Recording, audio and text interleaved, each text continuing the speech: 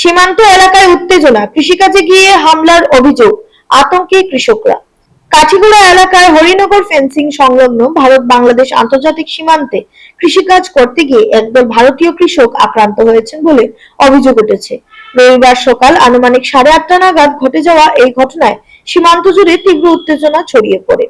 প্রত্যক্ষদর্শীদের দাবি, নিজেদের জমিতে কাজ করার সময় বাংলাদেশি দুষ্কৃতীদের একটি দল হঠাৎ হামলা চালায়। এতে আব্দুল হান্নান, তাজিমউদ্দিন, তাজউদ্দিন, সালিমউদ্দিন, শাহাবুদ্দিন ও মুস্তফা আহমদ সহ কয়েকজন কৃষক গুরুতরভাবে আহত হন। আহতদের দ্রুত উদ্ধার করে স্থানীয় হাসপাতালে ভর্তি করা হয়েছে। ঘটনার পর সকাল থেকে সীমান্ত এলাকার পরিস্থিতি থমথমে হয়ে ওঠে।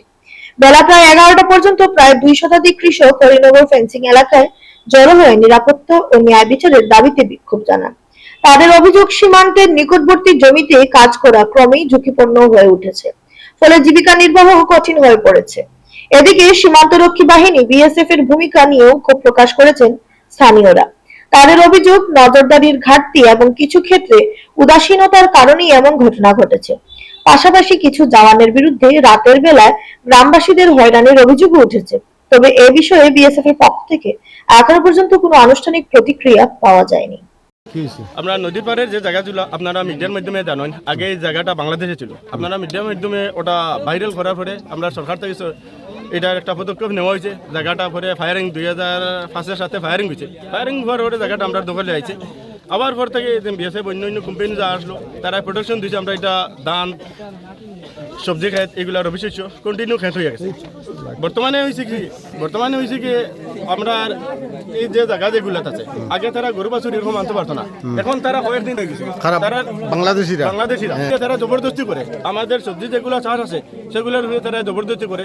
তারা আর কি সরকার চেঞ্জ হয়ে গেছে এবং তাদের বিএনপি সরকার আসছে। এখন আমাদের যে ইন্ডিয়ার মানুষ যেগুলো আছে এটা মাইরে ধরে তারা এগুলা সরাই দিব, সরাইয়ে জায়গাটা তারা স্যার আবার আমরা মাইর করি জায়গাটা তারা দখলে নিয়ে দিত কি তারা সরকার তারা সাপোর্টে তারা সরকারের তারা এটা জায়গাটা নেওয়ার লাগে এইরকম বাংলাদেশে স্যার প্রকাশ করেনি, তারা এগুলো প্রকাশ করে। কিন্তু আমরা এইগুলা আমাদের যে কর্তৃপক্ষ যারা আছে তারা আমরা বারবার এগুলো হইতে আছি, কিন্তু আমরা এটা প্রোটেকশন দেন বারবার হয় এরকম হয়ে যাবো তারা আমরা অ্যাটাক করবো স্যার তারাই, কিন্তু প্রোটেকশন হওয়ার পর থেকেও এখন সাফিসিয়েন্ট আমরা প্রোটেকশন পাই না। আজকে আমাদের এই অবস্থা হয়ে গেছে, আমরা কয়েকজন মানছি কেন মারপিট খাইছি। এখন আপনারা কি চাই? এখন আমরা চাই যে বর্তমানে আমরা যে মারপিট যেগুলো খাওয়া হয়েছে এগুলার বিচার আমরা ন্যাশনাল পর্যায়ে হোক চাই ইন্টারন্যাশনাল পর্যায়ে হোক, এটা আমরা বিচার চাই। আর না আমাদেরকে গেট খুলে দাঁড়াবো আমরা হবার আগে মার করবো, আমরা মারবো আর না আমরা মরতে বাধ্য। আমরা বাংলাদেশ ছোটোমোটো বাংলাদেশে একটা জায়গা, ওদের সাথে আমরা আপোষ করবো না।